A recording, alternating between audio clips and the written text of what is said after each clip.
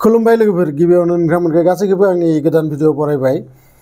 हायद्राबादाव कंग्रेस सरकारा थाइसे forest area प्राय 400 एकड़ जागोन बे जायगाया आरो बे जायगाखौ बै कंग्रेस सरकारा फाननानै 1000 करोड़ाव बे जायगाखौ माने फानहरनो गिदे गंसे आईटी कम्पानियाव आरो बे जायगायाव प्राय माने गेदेर गेदेर दंफां लाइफां आरो गोबां रोखोमनि जिब जुनार बेयाव थायो। गोबां रोखोमनि जि पिकक्स दावराय गुबुन गुबुन कालारनि दावरायफोर बेयाव थायो। गोबां रोखोमनि मै गोबां रोखोमनि जुनारफोर बे जायगायाव थायो। जायखिजाया बे जायगाखौ बिथांमोना सिखावैनो हर गेजेराव गोबां जेसीबी गोबां डाम्पारफोर लांनानै बै जायगाखौ बिथांमोना गुवार जायगा एलाका मोनसे बिथांमोना दंफांफोरखौ माबाफोरखौ दानफायजोबदो आरो दा बे जायगायाव जि जिब जुनारफोर दंमोन बेफोरो अबेयाव थांनो आरो बे जायगाखौ लानानै दिनै गोबां दिननिफ्रायनो बै जायगानि जि इउनिभार्सिटी बै इउनिभार्सिटीनि स्टुडेन्टफोरा प्रटेस्ट खालामगासिनो दंमोन आरो बिसोरखौ कर्टनिफ्रायबो बे जायगाखौ माने साफा खालामनो थाखाय माना खालामदोंमोन आरो माना खालामदोंबाबो बिथांमोना मोनसे इलेक्शनाव सुबुंफोरनियाव मोनसे मा प्रमिस खालामो जे जोङो हायद्राबादनि जि जायगाफोरखौ डेभेलप खालामजोबगोन। नाथाय दिनै ओरैबायदि जाहैदो जायगाफोरखौ डेभेलपनि नामाव गोबां रोखोमनि दंफां लाइफां दाननाय जायो। गोबां रोखोमनि हाग्रा बंग्रा बेफोरखौ माने साफा खालामनानै बेयाव किसुमान पार्क बानायनाय जायो। आईटी पार्क जेराव गोबां रोखोमनि बिल्डिं थागोन आरो सहरनि जि अबस्था दा सलायबाय दङ नोंथांमोनाबो मिथिगौ। जोंनि गुवाहाटीफोराव ओरैबायदि गरम जेराव माने थानो हायै गरमफोरा माबोरै बारायबोगासिनो दङ आरो बेफोरनि कारना जाबाय बे दंफां लाइफां दाननायनिफ्राय।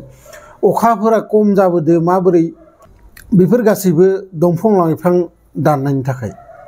थेवबो बे सुबुंफोरा जेब्लाबो गनायना लाया जे बे गरम बारायनायनि कारना बे जि वेदार चेन्ज जाबाय दङ बेफोरनि जानायनि कारना जों निजेनो सरकारफोरा निजेया मोनसे रेसपन्सिबिलिटि गैया। दंफां दानालासेबो जायगा थाइसेखौ डेभेलप खालामनो हागोन। जोंनि इन्डियायाव नोंथांमोना नुयो जे दैमाफोरखौ माबोरै जोंनि सुबुंफोरा सिबियो बा फुजियो।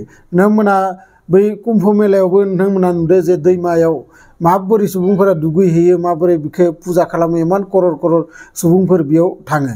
नाथाय बै दैमानि फारखौ नोंथांमोना नुयोबाथाय नोंथांमोना बे दैमायाव आगोन होनोबो गिगोन।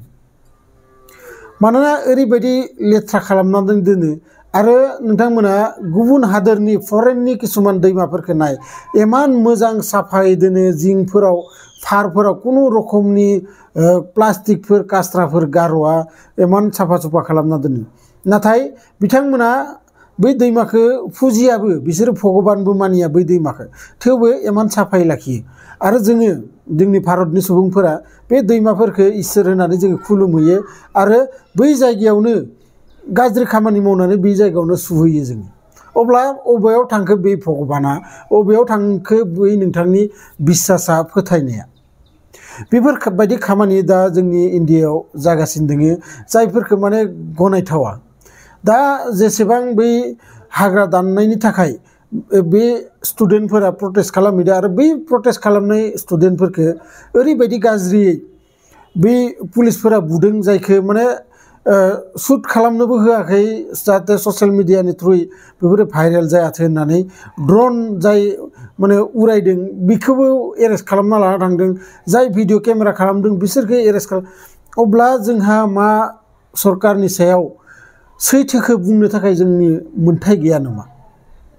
बेफोर गोबां कुवेश्चन। नोंथांमोना मा सानो बेखौ नोंथांमोना कमेन्ट बक्सआव लिरहरबानो जाबाय आरो लोगोसे जायफोरा गोदानै आंनि चेनेलाव फैदों चेनेलखौ साबस्क्राइब खालामना लाबानो जाबाय। मानोना आं बेफोरबायदि भिडिअ नोंथांमोननि थाखाय लाबोगासिनो थायो।